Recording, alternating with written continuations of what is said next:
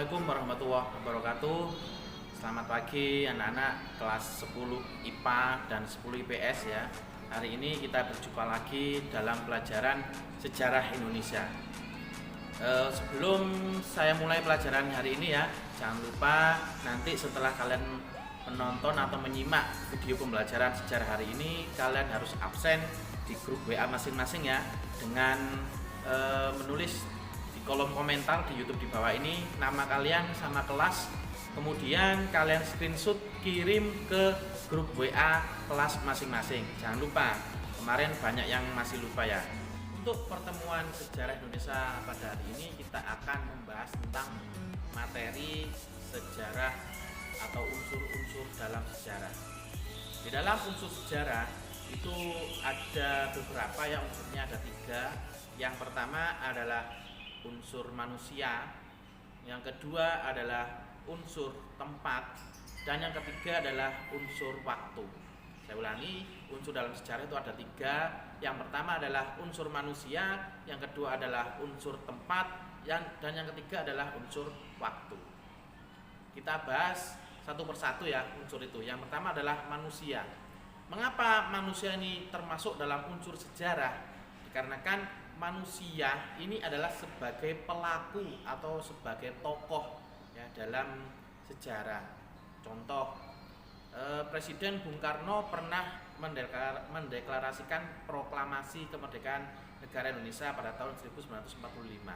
Nah, di situ ada tokoh, ada manusia yang melakukan deklarasi proklamasi. Siapa tokohnya atau siapa orang yang menjalankan proklamasi itu adalah Presiden Soekarno. Nah, ini adalah salah satu unsur manusia yang ada di dalam sejarah. Kemudian unsur yang kedua adalah unsur tempat. Sejarah tidak lepas dari adanya suatu tempat. Contoh yang tadi ya, Presiden Bung Karno mendeklarasikan kemerdekaan negara Indonesia. Di mana Presiden Soekarno membaca teks proklamasi? Nah, letaknya ada di Jakarta, ada di negara Indonesia. Nah, itu tempat. Begitu juga kalian mungkin pernah kalian mengukir sejarah ya. Kalian dalam hidup kalian tidak pernah mendapatkan ranking 1, tetapi tiba-tiba di SMA ini kalian mengukir sejarah. Baru pertama kali dalam hidup kalian mendapatkan ranking 1. Di mana? Nah, itu unsur tempatnya di SMA Kemala Bayangkari. Nah, itu yang dimaksud dengan unsur tempat di dalam sejarah. Kemudian yang ketiga adalah unsur waktu.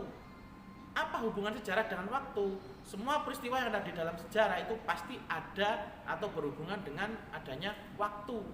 Bisa berkaitan dengan tanggal, bisa berkaitan dengan jam, menit, detik, dan sebagainya ya.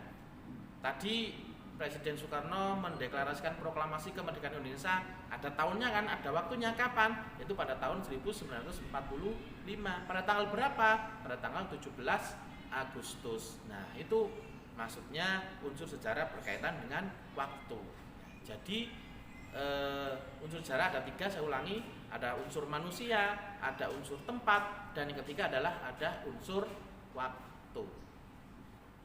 Demikian ya materi pada pagi hari ini, tidak perlu banyak-banyak, yang penting kalian sudah paham ya kalau unsur sejarah itu ada 3 tadi, saya ulangi. Yang pertama adalah ada manusia sebagai perilaku atau tokoh, yang kedua adalah ada unsur tempat berkaitan dengan letak di mana peristiwa itu terjadi, dan yang ketiga adalah berkaitan dengan waktu, yaitu kapan sejarah itu terjadi. Baik, terima kasih sudah mendengarkan materi dari saya. Semoga apa yang saya sampaikan pada pagi hari ini bisa kalian pahami ya, dan bisa kalian mengerti. Saya akhiri pertemuan hari ini. Assalamualaikum warahmatullahi wabarakatuh.